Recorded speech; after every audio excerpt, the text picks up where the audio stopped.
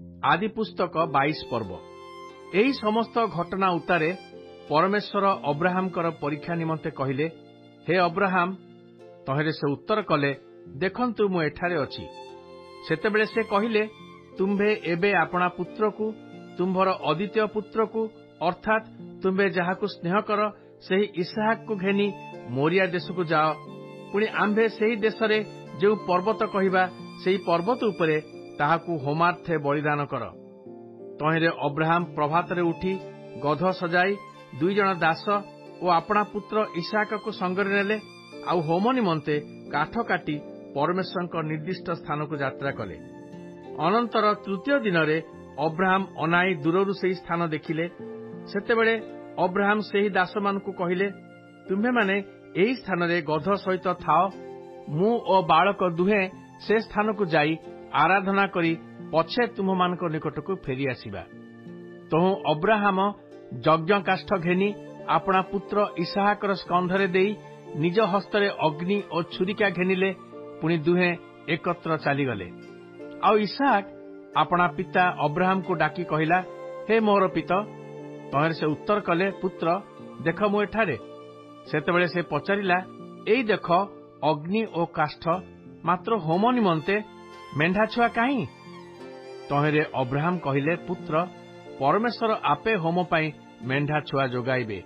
तहु दुहे एकत्र चलीगले। आउ परमेश्वर निरूपित स्थान रे उपस्थित हुअन्ते अब्राहम सेठारे एक यज्ञ वेदी निर्माण करी तही उपरे काठ सजाड़ी आपणा पुत्र इसहाक को बांधी वेदीर काठ उपरे सुआइले। अनंतर अब्राहम हस्त विस्तारी पुत्र को बद्ध करने निमंते छुरिका धरिले। एपरी समय आकाशरु सदाप्रभु को दूत तांको डाकी कहिले, हे अब्राहम, हे अब्राहम। तहे से कहिले, देखंतु मैं एठारे। तहे से कहिले, तुम्भे सेही बालकर प्रतिकूल रे हस्त विस्तार कर नाही और ताहा प्रति किछि कर नाही, कारण परमेश्वर प्रति तुम्भर भय अछि। या एबे आम्भे बुझिलु, जेहेतु तुम्भे आम्भंकु आपणार पुत्र, आपणार एकमात्र पुत्र देबाकु ही असम्मत नहिल। सेतेबेले अब्राहम अनाई आपणा पछआड़ बुदार लतारे बधशृंग गोटे बेश देखिले। तहेरे अब्राहम जाई से मेष को आनी आपणा पुत्र बदले ताकू होम निमंते उत्सर्ग कले। पुणे अब्राहम से स्थानर नाम जिहोबाजिरी अर्थात सदाप्रभु जोगाइबे रखिले। एणुकरी आज जाए लोके कहती पर्वत रे सदाप्रभु जोगाइबे। आउ सदाप्रभु दूत तृतीय थर आकाशरु अब्राहम को डाकी कहिले, सदाप्रभु कहुअछंती, तुम्भे आम्भ को आपणार पुत्र, आपणार एकमात्र पुत्र देवाको असम्मत नहिल। तुम्भर एही कर्म सकाशु आम्भे आपणा नामरे शपथ करी कहुअछु, आम्भे तुम्भको अवश्य आशीर्वाद करी आकाशस्थ तारागण ओ समुद्रर बाली परी तुम्भर वंश अतिशय वृद्धि करिबा। तुम्भर वंश शत्रुगणर नगर द्वार अधिकार करिवे।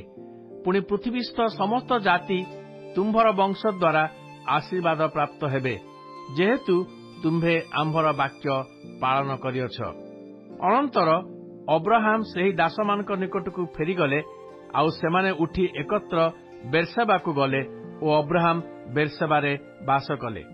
सेही घटना उतारे अब्राहम को एही संवाद दियागला, सुन, मिल्का मध्य तुम्भ भ्राता लाहर निमंते संतान संतति प्रसव करिअछि। ताहार ज्येष्ठ पुत्र उस ओ ताहार भ्राता बुस ओ अरामर पिता कमुएल। पुणी केसद ओ होसो ओ पिल्दस ओ जिब्लफ ओ बथुएल, सेही बथुएलर कन्या रिबिका। मिल्का एही 8 जन को अब्राहम भ्राता नाहर निमंते जन्म कला।